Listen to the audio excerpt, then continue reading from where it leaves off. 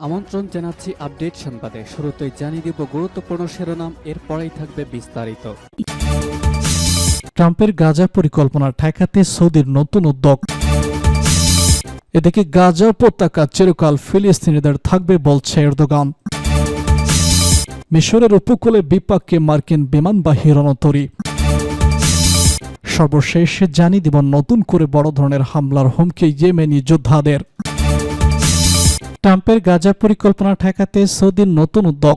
এবার ট্রাম্পের পরিকল্পনা বরবাদ করে দিচ্ছে সৌদি আরব। গাজা থেকে ফিলিস্তিনিদের স্থানান্তরের পরিকল্পনার কথা জানিয়েছে মার্কিন প্রেসিডেন্ট ডোনাল্ড ট্রাম্প, তবে তা প্রত্যাখ্যান করেছে আরব দেশগুলো। এমনকি তার পরিকল্পনা ঠেকাতে নতুন উদ্যোগ নিয়েছে সৌদি আরব। শুক্রবার বার্তা সংস্থা রয়টার্সের এক প্রতিবেদনে এসব তথ্য জানানো হয়েছে।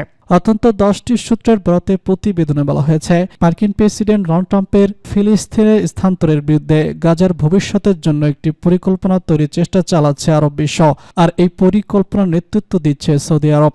সংশ্লিষ্ট 5 জন জানিয়েছেন, সৌদি আরব, মিশর, জর্ডান এবং সংযুক্ত আরব আমিরাত খসড়া প্রস্তাব নিয়ে চলতি মাসে রিয়াদে একটি বৈঠক বসবে। এতে গাজা পুনর্গঠনের জন্য একটি উপসাগরীয় নেতৃত্বাধীন তহবিল গঠন এবং হামাসকে প্রান্তিক করার বিষয়ে আলোচনা হতে পারে। ট্রাম্পের পরিকল্পনায় গাজা থেকে ফিলিস্তিনিদের সরিয়ে জর্ডান ও মিশরে পুনর্বাসনের প্রস্তাব দেওয়া হয়েছিল, যা কায়রো ও আম্মানের সঙ্গে সঙ্গে প্রত্যাখ্যান করে। এই পরিকল্পনাকে অঞ্চলের অনেক বেশি স্থিতিশীলতার কারণ হিসেবে দেখছে।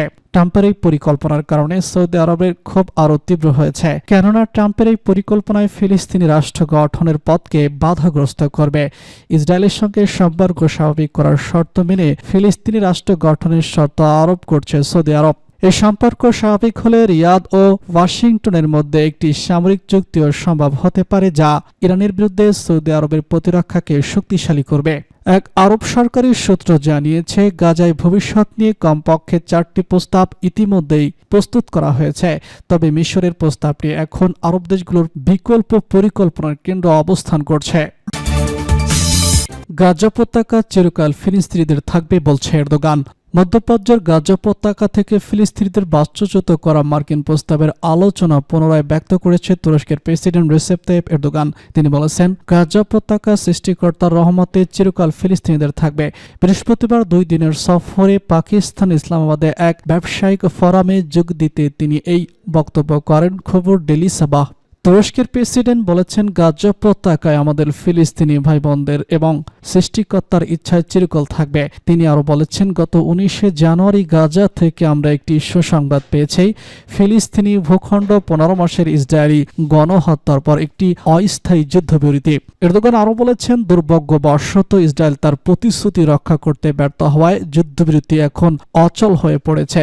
তিনি বলেছেন, আমরা দেখতে পাচ্ছি যে ইসরায়েল আবারও এই অঞ্চলে রক্তপাত সৃষ্টি করার চেষ্টা করছে।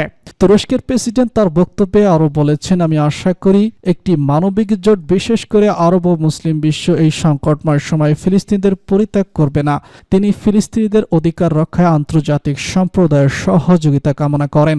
প্রসঙ্গত, ফিলিস্তিনের অবরুদ্ধ গাজা উপত্যকায় যুদ্ধের শুরু থেকে তুরস্ক ইসরায়েলের নৃশংস হামলার তীব্র আলোচনা করে আসছে। এছাড়াও ইসরায়েলকে সমর্থনকারী পশ্চিমা মিত্র তুরস্ক তিরস্কার করে আসছে। ফিলিস্তিনের পাশে দাঁড়িয়ে তুরস্ক আন্তর্জাতিক আদালতে ইসরায়েলের বিরুদ্ধে গণহত্যার বিচার দাবি করেছে। বিশেষ করে 2024 সাল মে মাসে গাজা যুদ্ধের প্রতিবাদে তুরস্ক ইসরায়েলের সঙ্গে বাণিজ্যিক সম্পর্ক স্থগিত করে এবং দক্ষিণ আফ্রিকার উদ্যোগে আন্তর্জাতিক বিচার আদালতে ইসরায়েলের গণহত্যার বিচার শুরুর জন্য আনুষ্ঠানিকভাবে আবেদন করে। এর আগে গত সপ্তাহে মার্কিন প্রেসিডেন্ট ডোনাল্ড ট্রাম্প গাজা উপত্যকা দখলের ঘোষণা দিয়ে বিশ্বকে হতবাক করেন। ইসরায়েলি প্রধানমন্ত্রী বেনিয়ামিন নেতানিয়াহুর সঙ্গে এক যৌথ সংবাদ সম্মেলনে তিনি গাজাকে মধ্যপ্রাচ্যের রিভেরা বানানোর প্রস্তাব দেন। এই প্রস্তাবের বিরুদ্ধে বিশেষভাবে মিশর, জর্ডান ও সৌদি আরব কঠোর প্রতিক্রিয়া জানায় এবং তারা বলেন, ফিলিস্তিন তাদের নিজ ভূখণ্ড গাজা উপত্যকায় রেখে তা পুনর্গঠন করা উচিত। এখন আন্তর্জাতিক মহলে গাজা উপত্যকায় ফিলিস্তিনিদের ভবিষ্যৎ নিয়ে তীব্র বিতর্ক চলছে। তুরস্কের প্রেসিডেন্ট এরদোগান গাজাকে ফিলিস্তিনিদের অধিকার এবং সৃষ্টিকর্তার আশীর্বাদ হিসেবে চিহ্নিত করে ফিলিস্তিনিদের মাতৃভূমি চিরকাল তাদের থাকবে বলে দৃঢ়ভাবে ঘোষণা করেন।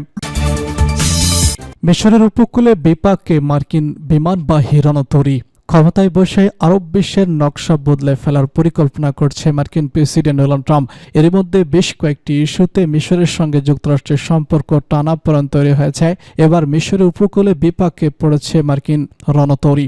শুক্রবার সিএনএনের এক প্রতিবেদনে এসব তথ্য জানানো হয়েছে। প্রতিবেদনে বলা হয়েছে, মার্কিন বিমানবাহী রণতরী ইউএস হ্যারি 2 টিমান বড় একটি বাণিজ্যিক যুদ্ধ জাহাজের সঙ্গে ধাক্কা খেয়েছে।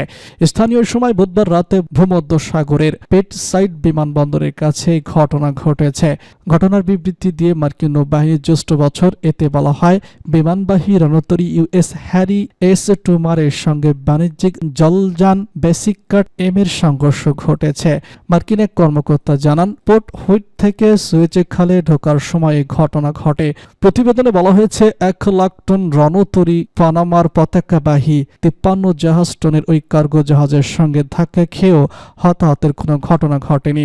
এমনকি কোনো জলযানে পানি ঢুকে যাওয়ার মতো ঘটনাও ঘটেনি। এই ঘটনার সময় ইউএস হ্যারি এবং টোমানে 5000 ক্রু ছিল। এর মধ্যে এই ঘটনায় তদন্ত শুরু করেছে কর্তৃপক্ষ। নতুন করে বড় ধরনের হামলার হুমকি ইয়েমেনি যোদ্ধাদের। ইরান সমর্থিত গোষ্ঠী ইয়েমেনের হুতি বিদ্রোহীরা নতুন করে বড় ধরনের হামলার হুমকি দিয়েছে।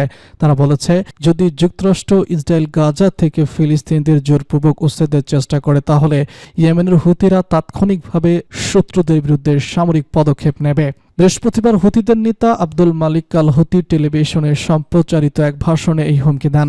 গাজায় 15 মাসব্যাপী ধ্বংস যুদ্ধের পর গত 19 জানুয়ারি ইসরায়েল হামাস যুদ্ধবৃত্তি কার্যকর হয়, কিন্তু পারস্পরিক শর্ত লঙ্ঘনের অভিযোগে দুটি পক্ষ উত্তপ্ত বাক্য বিনিময় করছে। ফলে এই সপ্তাহে যুদ্ধবিরতি ভেঙে যাওয়ার কাছাকাছি বলে মনে করা হচ্ছে। মার্কিন প্রেসিডেন্ট ডোনাল্ড ট্রাম্প গাজা থেকে ফিলিস্তিনিদের স্থায়ীভাবে উচ্ছেদ করা এবং উপত্যকাটিতে মনোরম সমুদ্র সৈকতে পরিণত করার পরিকল্পনা উপস্থাপন করেছে। এতে আরব বিশ্ব ক্ষুব্ধ। এই পরিস্থিতিতে নেতানিয়াহু নেতা বলেছেন, যদি যুক্তরাষ্ট্র ইসরায়েল জোরপূর্বক গাজা থেকে ফিলিস্তিনিদের সরিয়ে দেওয়া হয় চেষ্টা করে, তাহলে তার দল ক্ষেপণাস্ত্র ও ড্রোন দিয়ে শত্রুদের উপর হামলা করবে। আগের মতো ইসরায়েলে হামলা ছাড়াও লোহিত সাগরে চলাচলকারী জাহাজে আক্রমণ হবে।